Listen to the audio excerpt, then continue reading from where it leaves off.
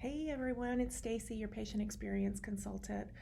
We're going to start a new series for our nursing staff. Going to put out some weekly just tips, things that we might help us be better in our patient interactions and just in our work roles. I hope you find it valuable.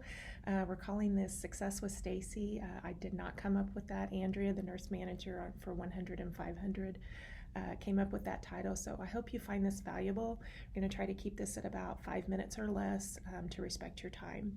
This week we're going to talk about nurse courtesy and respect.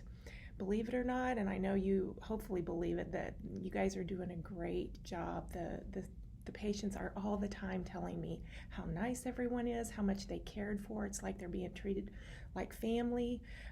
For this past quarter, ending March 31 of 20, 89.4% of our patients gave us what we call a top box score for courtesy and respect. That was actually down just a couple of percentage points from the previous quarter.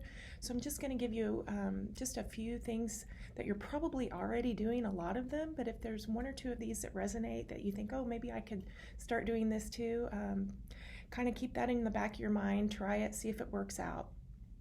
The biggest thing that we can do, the easiest thing, it seems easy, but maybe it's really not in practice, is to just give that patient our undivided attention. Even just sitting with the patient can just be so helpful, just completely changes the dynamics of that patient's view. You do have stools available to you to sit, maybe just grabbing a corner of the chair that's in the room. That's one of the biggest, easiest things that we can do to increase that patient's perception of being courteous and respectful. Another thing that you can do is watch what you call the patient. Try to call them by name or using sir or ma'am. Try to avoid those terms of endearment such as sweetie, sugar, honey. There's a generation of people out there that were called just a little bit more respectfully.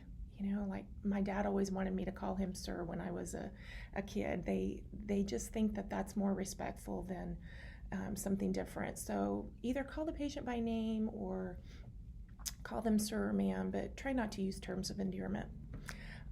Another thing you could do is just use those key phrases. Like, for example, if you're going to be putting a catheter in, you might want to say to the patient, I'm going to pull the curtain for your privacy. That would be something that's a key phrase for your privacy. Another thing is when you're talking to your patients, try to talk to them if mentally appropriate. I know some patients have some dementia or altered cognitive ability, but try to talk to them like an adult and not a child. I've had patients comment to me that they felt like they were being treated like a child. So kind of keep that in the back of your mind of the tone that you're using with your patients. Try to make a connection with your patients. Find out about them. Do they have pets at home? What's their family like? When you take an interest with your patients, they can feel that you care and they feel like that's more courteous and respectful to them. Another thing, if you're really busy or if you've just got a lot of difficult acuity patients, maybe you're short-staffed, maybe you're worried about COVID, maybe you're worried about a tornado threat, whatever it is, try not to let that impact the patient. Let on to the patient that you're worried. They can pick up on that. Sometimes they might feel like a bother if we've said, oh, we're really busy, and then we've got to come in there and do something for them. It makes them feel like a bother, which can decrease that perception of being courteous and respectful. Involve the family in conversation.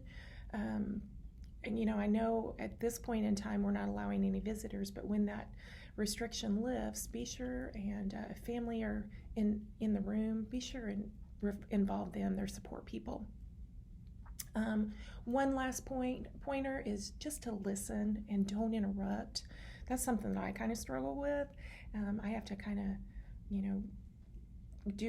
do a little check in my mind if I've interrupted, and just stop and say, oh, I'm so sorry.